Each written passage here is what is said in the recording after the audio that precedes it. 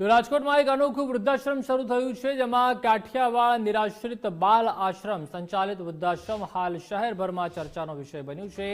આ વૃદ્ધાશ્રમની સુવિધાની વાત કરવામાં આવે તો 12 માળનું હાઈટેક બિલ્ડિંગ બનાવવામાં આવ્યું છે, જે બિલ્ડિંગ આખું સીસીટીવી કેમેરાથી સજ્જ છે। ત્યારે આ વૃદ્ધાશ્રમમાં પાર્કિંગની સુવિધા પણ અલગથી રાખવામાં આવી છે। 84 વડીલો માટે 42 ડબલ બેડના રૂમ રાખવામાં આવ્યા છે। આ સાથે જ વડીલોને જો મેડિકલની જરૂર પડે તો ઓર્થોપેડિક બેડ સહિતની વ્યવસ્થા પણ ગોઠવવામાં આવી છે। જ્યારે આ વૃદ્ધાશ્રમમાં મંદિર તેમજ કોન્ફરન્સ રૂમ, લાઇબ્રેરી સહિતની સુવિધાઓ પણ રાખવામાં આવી છે। આ વૃદ્ધાશ્રમની ખાસિયત એ છે કે જે વૃદ્ધોને સ્વમાન સાથે જીવવું હોય તેમજ કોઈની આર્થિક સહાયની જરૂર ન હોય, પરંતુ તેમના બાળકો વિદેશ અથવા અન્ય જગ્યાએ હોય તેવા વૃદ્ધોને જ આ વૃદ્ધાશ્રમમાં એડમિશન આપવામાં આવશે। જ્યારે આ વૃદ્ધાશ્રમમાં વૃદ્ધો પાસેથી ફી પણ લેવામાં આવશે।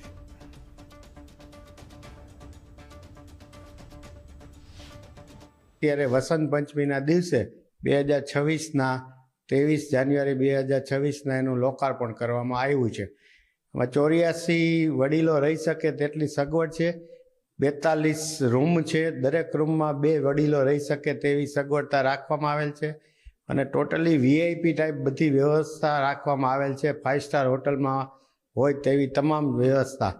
12 માળનું બિલ્ડિંગ છે, એમાં છેલ્લા માળ ઉપર વડીલોના કોઈ પણ સગા સંબંધી આવે એના સગા સંબંધીને રહેવા માટેની સગવડ છે।